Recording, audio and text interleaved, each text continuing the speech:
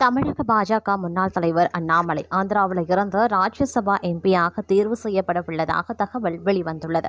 சட்டசபை தேர்தலுக்கு பின் மத்திய அமைச்சரவையில் இருந்து எல் முருகன் நீக்கப்பட்டு தமிழ்நாட்டில் இருந்து அண்ணாமலை அந்த இடத்திற்கு கொண்டுவரப்பட உள்ளதாகவும் சொல்லப்படுகிறது. தமிழக சட்டசபை தேர்தலில் தமிழக பாஜக முன்னாள் தலைவர் அண்ணாமலை போட்டியிடவில்லை. தமிழக பாஜக தலைவர் பதவியில் இருந்து அண்ணாமலை நீக்கப்பட்ட பின் அவருக்கு புதிதாக எந்த பொறுப்பும் அளிக்கப்படவில்லை. இந்த தேர்தலில் பாஜக மற்றும் அதிமுகவுக்காக பிரச்சாரம் மட்டுமே மேற்கொண்டார். சக்தி கேந்திரா பொறுப்பாளராக அண்ணாமலை நியமிக்கப்படவுள்ளதாக சொல்லப்பட்டது.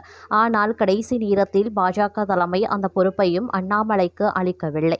இந்த நிலையில் பாஜக தலைமையின் சொல்படி அண்ணாமலை பிரச்சாரத்தில் எந்தவித சுணக்கமும் இல்லாமல் செயல்பட்டதால் அவருக்கு அமைச்சர் பொறுப்பு அளிக்க முடிவெடுத்திருக்கிறது. ஆந்திராவில் ஜூன் மாதம் 4 ராஜ்யசபா எம்பிக்களின் பதவிகள் காலியாகிறது. அதில் 3 எம்பிக்கள் YSR காங்கிரஸ் கட்சியை சேர்ந்தவர்கள்தான். இந்த முறை அந்த கட்சிக்கு போதுமான MLAக்கள் பலம் இல்லாததால் அதனை தெலுங்கு தேச கட்சியும் பாஜகவும் பங்கு போட்டுக் கொள்கிறது. அதில் ஒரு எம்பியாக அண்ணாமலையை தேர்வு செய்ய பாஜக தலைமை முடிவு செய்துள்ளது. சந்திரபாபு நாயுடு குடும்பத்துடன் அண்ணாமலையையும் நெருக்கம் காட்டி வருகிறார். இதன் பின் ஜூன் மாதம் மாற்றியமைக்கப்படும் மத்திய அமைச்சரவையில் அண்ணாமலை பெயர் இடம்பெறும் என்று தெரிகிறது.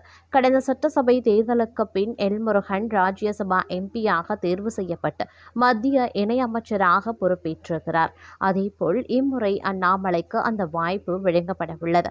மத்திய அமைச்சரவையில் 5 ஆண்டுகள் எல் முருகன் இருந்துவிட்டதால் அவரை சுழற்றிவிட்டு புதியவர்களுக்கு வாய்ப்பளிக்க பாஜக தலைமை முடிவு செய்திருக்கிறது. அதன் காரணமாக அவிநாசி தொகுதியில் எல் முருகனை போட்டியிட பாஜக அனுப்பியது. எல் முருகனின் செயல்பாடுகள் மீதும் பாஜக தலைமை அதிருப்தியில் இருப்பதாக சொல்லப்படுகிறது. இதனால் எல் முருகன் மத்திய அமைச்சரவையில் இருந்து வெளியேற்றிவிட்டு மீண்டும் தமிழ்நாட்டைச் சேர்ந்த அண்ணாமலைக்கு அந்த பொறுப்பு அளிக்கப்பட உள்ளது. இதில் PL சந்தோஷின் கைகள் அதிகமிருப்பதாக சொல்லப்படுகிறது. இதன் காரணமாகவே அண்ணாமலை தேர்தலில் போட்டியிடாமல் தவிர்த்ததாக சொல்லப்படுகிறது.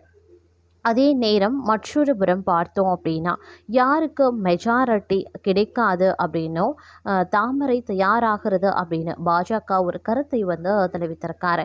அதாவது தமிழக சட்டசபை தேர்தல் முடிவுகளை அனைத்து தரப்பினரும் ஆர்வமுடன் எதிர்பார்த்திருக்கும் நிலையில் டெல்லி பாஜகவின் கணக்கு வேறு மாதிரியாக இருப்பது தெரிய வந்துள்ளது.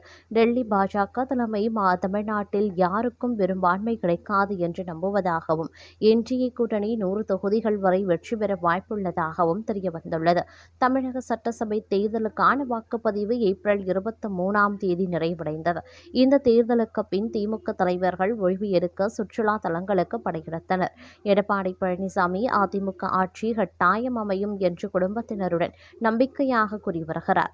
மறுபக்கம் தாவிக தலைவர் விஜய் கோயில் கோயிலாக சுற்ற தொடங்கியுள்ளார். இந்த 3 கட்சிகளுமே ஆட்சி அமைப்போம் என்ற நம்பிக்கையில் அமைச்சரவை வரைக்கும் லிஸ்டை தயார் செய்துவிட்டனர். அதேபோல் சில IAS IPS அதிகாரிகள் சைலண்டாக கட்சி தலைவர்களையும் சந்தித்துள்ளனர். ஆனால் டெல்லி பாஜக தலைமை தமிழ்நாட்டிற்கு என்ன கணக்கு வைத்திருக்கிறது என்பதே கேள்வியாகவே இருக்கிறது. இது தொடர்பாக விசாரித்த போது தாவேகா பிரிக்க போகும் வாக்குகள் காரணமாக தமிழ்நாட்டில் யாருக்கும் பெரும்பான்மை கிடைக்காது என்று டெல்லி பாஜக தலைமை நம்பியிருக்கிறது. தொங்கு சட்டசபை தான் அமையும் அப்படின்னு அமித்ஷாவும் நம்பியுள்ளாராம். NDA கூட்டணி கட்டாயம் 100 தொகுதிகள் கைப்பற்றும் என்ற நம்பிக்கையுடனும் உள்ளதாக விவரம் அறிந்தவர்கள் கூறுகின்றனர். ஒருவேளை தொங்கு சட்டசபை அமைந்தால் தாவேகா பக்கம் உருவாகும் MLAக்களை முதல் குறி என்று கூறுகிறார்கள். அதற்கு ஏற்ப தமிழ்நாட்டிற்கு ஆளுநர் நியமனம் செய்யப்படவில்லை. கேரளா ஆளுநர் ராஜேந்திர விஸ்வநாத் கூடுதல் பொறுப்புகளை கவனித்து வருகிறார். ஆனால் NDA கூட்டணி வெற்றிக்கு அருகில் வந்தால் மட்டுமே இந்த திட்டத்தை செயல்படுத்த பாஜக தலைமை திட்டமிட்டிருப்பதாக தெரிகிறது. 2006 சட்டசபை தேர்தலில் மட்டுமே திமுகவுக்கு தனித்து பெரும்பான்மை கிடைக்கவில்லை. அப்போதும் கூட திமுக கூட்டணி கட்சிகளாக அதிக இடங்களை வென்றிருந்தது.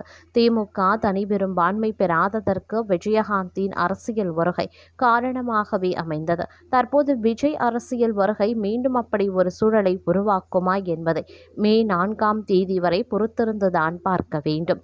நிலவரம் இவ்வாறு இருந்து கொண்டிருக்க மற்றொரு புறமோ தமிழகத்தின் தலையெழுத்தை தீர்மானிக்கும் 2026 சட்டமன்ற தேர்தலின் வாக்குப்பதிவு முடிவடைந்திருக்கக்கூடிய நிலையில் ஒட்டுமொத்த தேசத்தின் பார்வையும் இன்று வெளியாக உள்ள தேர்தலுக்கு பிந்தைய கருத்து கணிப்புகள் மீது திரும்பியுள்ளது. கடந்த ஏப்ரல் 23ஆம் தேதி தமிழகத்தின் 234 தொகுதிகளுக்கும் ஒரே கட்டமாக வாக்குப்பதிவு நடைபெற்றது. இதில் இதுவரை இல்லாத அளவாக சுமார் 85.1% வாக்குகள் பதிவாகியுள்ளதாக தேர்தல் ஆணையத்தின் தரவுகள் தெரிவிக்கின்றன. இது 2021 தேர்தலின் 72.81% விட 12.29% அதிகம் என்பதும் குறிப்பிடத்தக்கது. இந்த முறை தமிழக தேர்தல்களும் வழக்கமான இருமுனை போட்டிகளில் இருந்து மாறி வலுவான 4 முனை போட்டியாக உருவெடுத்துள்ளது. முதலமைச்சர் மு க ஸ்டாலின் தலைமையிலான மதசார்பற்ற முற்போக்கு கூட்டணி, எடப்பாடி பழனிசாமி தலைமையிலான அதிமுக பாஜக கூட்டணி, நாம் தமிழர் மற்றும் நடிகர் விஜயின் தமிழக வெற்றிக் கழகம் ஆகியவற்றுக்கு இடையே கடும் போட்டி நிலவுகிறது. மொத்தம் 4023 வேட்பாளர்கள் களத்தில் உள்ளனர். இதில் திமுக கூட்டணி 234 இடங்களையும் அதிமுக கூட்டணி 234 இடங்களையும் போட்டியிடுகின்றன.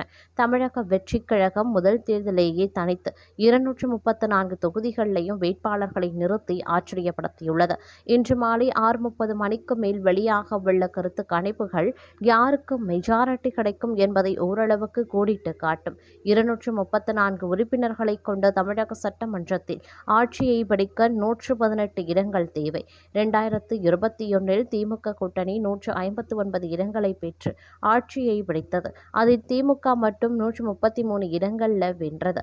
அதிமுக 66 இடங்களையும் அதன் கூட்டணி கட்சிகள் மற்ற இடங்களையும் பகிர்ந்து கொண்டன. ஆனால் இந்த முறை 85%க்கும் மேலான வாக்குப்பதிவு யாருக்கு சாதகமாக இருக்கும் என்ற விவாதம் சூடுபிடித்துள்ளது. பொதுவாக அதிகப்படியான வாக்குப்பதிவு என்பது ஆளுங்கட்சிக்கு எதிரான மனநிலையை குறைப்பதாக அரசியல் ஆய்வாளர்கள் கருதுகின்றனர். இருப்பினும் திமுக தரப்பில் தங்களது நலத்திட்டங்கள் மற்றும் மகளிர் உரிமை தொகை போன்ற திட்டங்கள் பெண் வாக்காளர்களை கவர்ந்துள்ளதால் தங்களுக்கு 160 முதல் 180 இடங்கள் வரை கிடைக்கும் என நம்புகின்றனர். மறுபுறம் அதிமுக மற்றும் பாஜக கூட்டணி ஆளுங்கட்சி மீதான அதிருப்தி வாக்குகளை அறுவடை செய்து 120 இடங்களுக்கு மேல் பெற்று ஆட்சியை பிடிப்போம் என உறுதிபட கூறுகின்றனர். இந்த தேர்தலில் மிகப்பெரிய எக்ஸ் ஃபேக்டராக பார்க்கப்படுவது நடிகர் விஜயின் தமிழக வெற்றிக் கழகம்தான். சுமார் 5.73 கோடி வாக்காளர்களை கொண்ட தமிழகத்தில் இந்த முறை முதல் முறை வாக்காளர்கள் மற்றும் இளைஞர்களின் எண்ணிக்கை சுமார் 15% மேல் அதிகரித்துள்ளது. இந்த வாக்குகள் விஜயின் கட்சிக்கும் சீமானின் நாம் தமிழர் கட்சிக்கும் பிரிந்து சென்றார் அது பாரம்பரிய கட்சிகளான திமுக மற்றும் அதிமுகவின் வெற்றி வாய்ப்பை பாதிக்கக்கூடும். குறிப்பாக நகர்ப்புற தொகுதிகளில் விஜயின் கட்சி 10 முதல் 15% வாக்கு வங்கியை பிடிக்கும் என சில ஆரம்பகட்ட ஆய்வுகள் தெரிவிக்கின்றன. எதிர்க்கட்சித் தலைவர் எடப்பாடி பழனிசாமி தனது கோட்டையான எடப்பாடி தொகுதியிலேயும் முதலமைச்சர் மு க ஸ்டாலின் கொளத்தூர் தொகுதியிலேயும் மீண்டும் போட்டியிட்டுள்ளனர்.